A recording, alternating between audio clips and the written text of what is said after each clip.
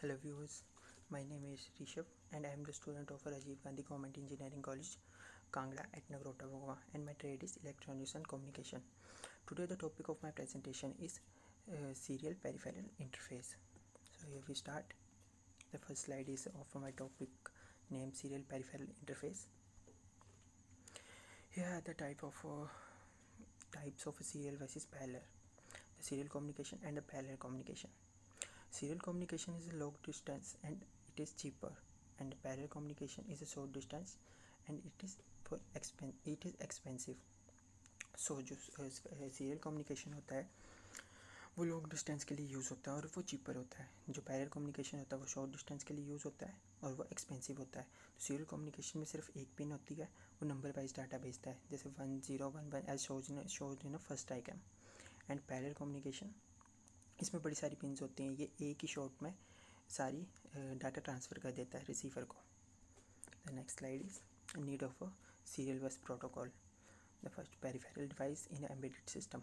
The parallel address and the data bus and loads of wiring required, number of pins and additional decoding logic required. To reduce the pin and wiring cost, serial bus protocol SPI 4 wiring and 12C 2 wiring. The SPI में 4 wiring होती है और 12C में 2 wiring होती है. Penalty, it is a slower communication. जो हमारे serial bus protocol होता है इससे slower communication होगा. The various serial bus protocol are UART, SPI, embedded system and protocol 12C. Embedded system protocol, CAN, USB and SAT, etc. and there are more like that. The other slide is the serial peripheral interface bus or SPI bus is a synchronous serial data link, standard name by the Motorola, that operates the full duplex mode. And second point is devices communication in a master slave mode, where the master device initiate the data frame, multiple slave devices as allowed with the individual slave chip select line. During a data transfer, the master always send 8 to 16 bit of data to slave and the slave always send a byte of data to the master. तो इसमें ऐसा होता है कि जो हमारा data transfer होता है, मास्टर जो डाटा ट्रांसफ़र करता है वो 8 to 16 बिट डाटा ट्रांसफ़र करेगा स्लेव को, एंड स्लेव जो करता है वो बाइट्स में डाटा ट्रांसफ़र करता है मास्टर को. And maximum data bit rate is 1/8 of the input clock rate. One central device, master initiate communication with all slaves. No address decoding logic required. SPI master wishes to send the data of a slave or a request information from the slave. It activates the clock signal. Master generates information on one line MOSI, which samples read from another line MISO. And SPI की pin description हमारी इस slide पे है. That is 4. First one is SCLK, that is serial clock, output from master.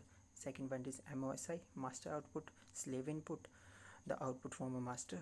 And third one is MISO, master input, slave output, output from slave. And fourth one is SS, slave select, active low, output from the master. This is a diagram for SPI where is 4 pins, that is SCK, MOSI, MISO and SSEL. And in the next slide we study about the pin descriptions one by one. First pin is SCK, that is serial clock. Type is input output. The SPI used clock signal to synchronize the transfer of data across the SPI interface. The SCLK is also always driven by the master and received by the slave. The clock is programmable to be active high and active low. The SCK is only activate during a data transfer, and other time it is either in its inactive state or tri-stated. The second pin is MISO, master in slave out. The type is input output.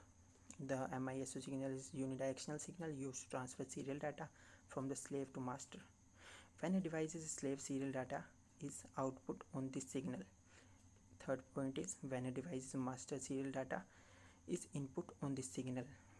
Fourth point is when a slave device is not selected, the slave device, the signal high impedance.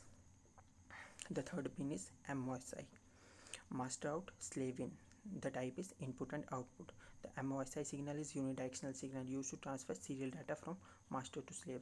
तो ये हमारा unidirectional signal होता है, transfer करता है serial data master से slave में. When a device is a master, serial data is output on the signal. When a device is slave, serial data is input on the signal. The fourth pin is SSCL, slave select. Type is only input. The SPI slave select signal is an active low signal that indicates which slave is currently selected to participate in a data transfer. Second point is each slave has its own unique slave select signal input. Fourth one is the SSCL must be low before data transaction being a normal stay low for the duration of a transaction. And fourth point is in the SSCL signal goes high and time duration a data transfer, the transfer is conducted to be aborted. And here is the slide which shows the operation. The SPI bus can operate with a single master device and which one or more slave device. SPI bus, signal master and a signal slave. Here is the diagram with the SPI master and SPI slave.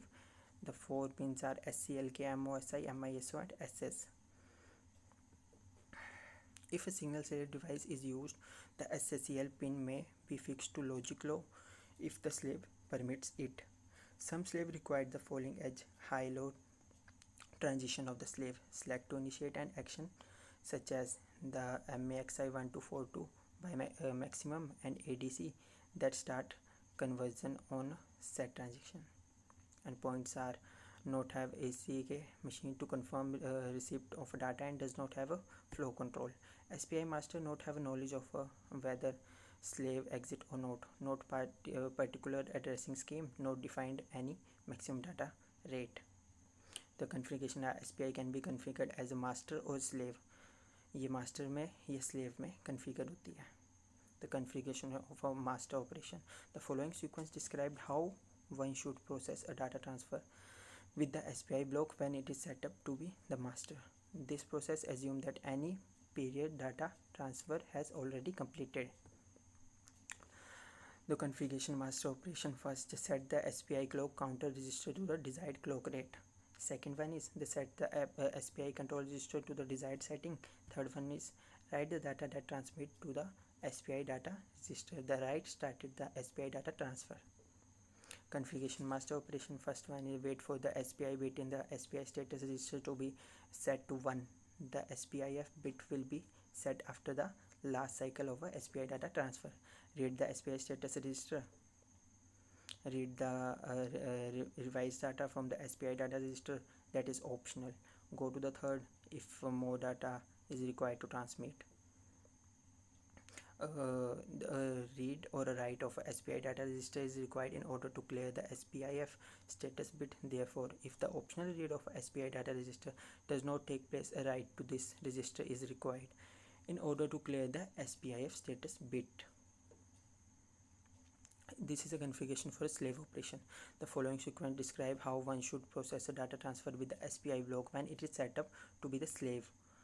This process assumes that any period data transfer has already completed. See the SPI control register to the desired setting. Write the data to the transmitted to the SPI data register, that is optional. Note that this can only be done when a slave SPI transfer is not in process. Wait for the SPI bit in the SPI status register to be set to 1. The SPI bit will set after the last sampling clock edge of the SPI data transfer. Then read the SPI status register. Read the received data from the SPI data register, that is optional. And here we also go to step 2 if more data is required to transmit. So here is the advantages. Extremely simple hardware interfacing. Typically low power requirement than I2C due to less circuitry. इसमें less circuitry होती है IC2 से. No aberration of associated failure mode. Slave use the master clock and does not need permission oscillations. And here are the disadvantages. Require more pin on IC package than IC2 even in the third variation. No hardware flow control, no hardware slave acknowledgement. The master could be talking to nothing and not known it. Here is the application. SPI used to talk to a variety of peripherals such as a sensor, temperature, pressure, ADC, touch sensors, control device, audio codes, digital potentiometer and DAC. digital to analog converter. Hey, thank you.